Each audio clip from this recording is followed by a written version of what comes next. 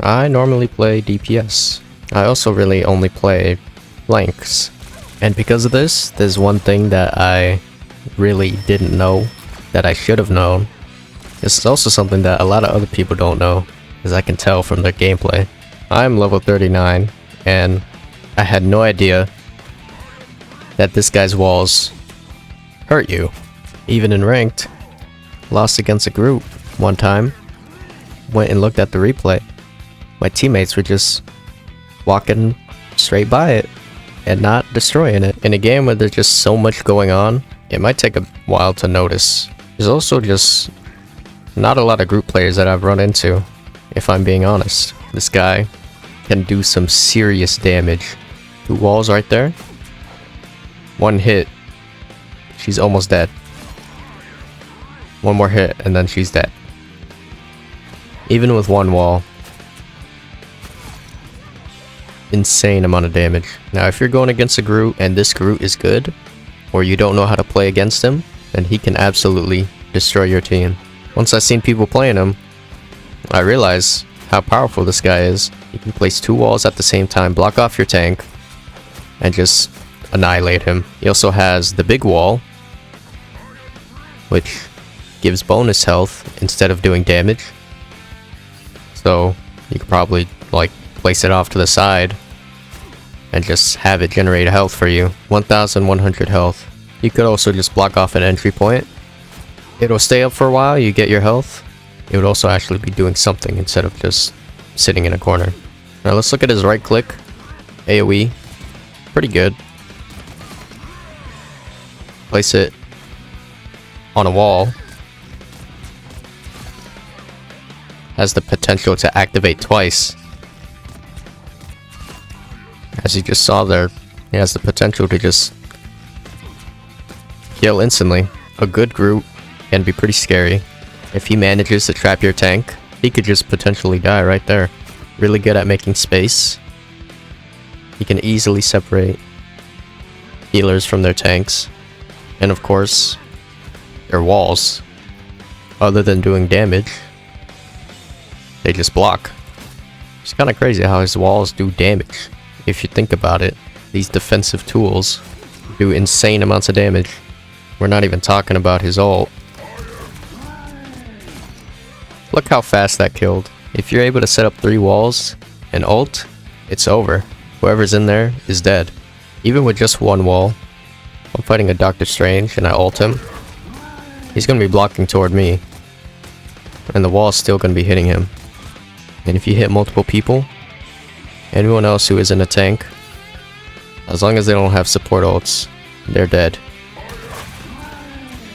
Even if you don't have a wall there, you can kill them. And you also group them up for your team. So you don't really have to do anything. As you can see here, I have like a little ceiling wall, which you could place on top of walls. And this might actually be really good. Like here's a doorway here. Enemy team walking through here. You hit them, and then they're just getting attacked by the ceiling. And then you got a wall right there too, and you're just like holding this part right here. Of course, they can't just destroy the walls before they go in. So even if you don't plan on playing Groot, you could at least know what he does, because his abilities are pretty strong. And at a first glance, you probably wouldn't realize that his walls attack.